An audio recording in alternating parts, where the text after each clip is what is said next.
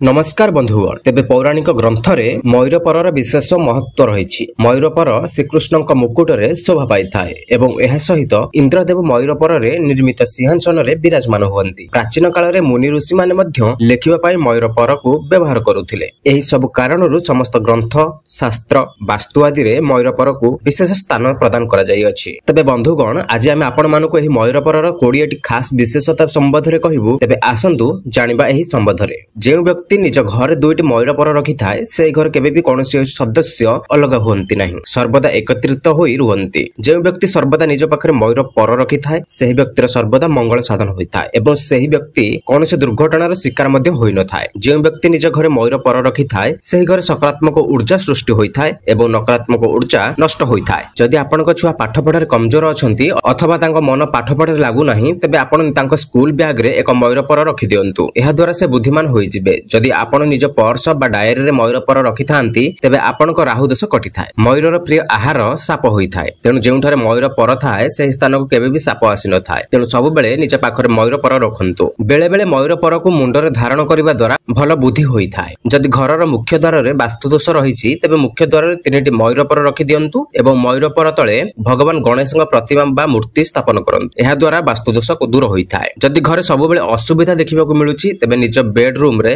अग्निकोण रे मयूरपर रखंतु। एहा अत्यंत शुभ होई थाए। दाम्पत्य जीवन रे कलह सृष्टि होउथिले दुईटी मयूरपर को आनी निज विवाह एल्बम रे रखि दियंतु। एहा द्वारा पति पत्नी को मध्य रे केबे भी झगड़ा होई न थाए। रात्रि समय रे गोटे मयूरपर को आनी घर बाहर रखि दियंतु। एहा द्वारा नकारात्मक ऊर्जार विनाश होई थाए। जे व्यक्ति निज पाखरे मयूरपर रखि थाए से व्यक्ति केबे भी असफल होई न थाए बरं जीवनर सफलतार मार्ग रे अग्रसर होई थाए। रात्रि रे सोइबा समय रे गोटे मयूरपर को निज मुंड तळे रखि सुअंतु। एहा द्वारा केबे भी भयंकर स्वप्न आसी न थाए एवं एहा सहित दिनर आरंभ मध्य भल होई थाए। मयूरपर को केबे भी तळे पकाइबा उचित नुहे। एहा को तळे पकाइबार अर्थ भगवान श्रीकृष्ण को अपमान करिबा सहित समान अटे। एपरि करिबा द्वारा आपनको उन्नति क्षेत्र रे बाधा सृष्टि होई थाए। जदि केही जणे आपनको अजाणତରେ मयूरपर देई थाए तेबे आपनको जीवनर समस्त सफलतार मार्ग खोली जाई थाए। मयूरपर भांगिबा पर मध्य एहा जीवित रही थाए। एही कारणरू एहा सर्वदा कार्यकारी होई थाए। जेबे भी आपण मयूरपर किनुछंती कोनसी शुभ मुहूर्त रे ही किनंतु। एहा द्वारा आपण जीवन रे सफल हेबे। घरर दक्षिण पूर्व दिगरे मयूरपर लगाइबा द्वारा घरे सुख समृद्धि स्थापन होई थाए एवं केबे भी धनर अभाव होई न थाए। मयूरपर किनिबा समय रे एहा ध्यान रखंतु जेपरि ताहा भांगी न थाउ। एहा अशुभ होई थाए। मयूरपर को घर को आनिबा समय रे भगवान श्रीकृष्णक नाम निश्चित भाବରେ उच्चारण करंतु। एपरि करिबा द्वारा आपण जीवनर समस्त क्षेत्र रे सफल होअंती एवं आपनक समस्त कार्य समय रे पूर्ण होई थाए। भिडियोटी जदि भल लागिछि तबे लाइक करंतु, शेयर करंतु एवं चैनल को सब्सक्राइब करंतु। जय जगन्नाथ।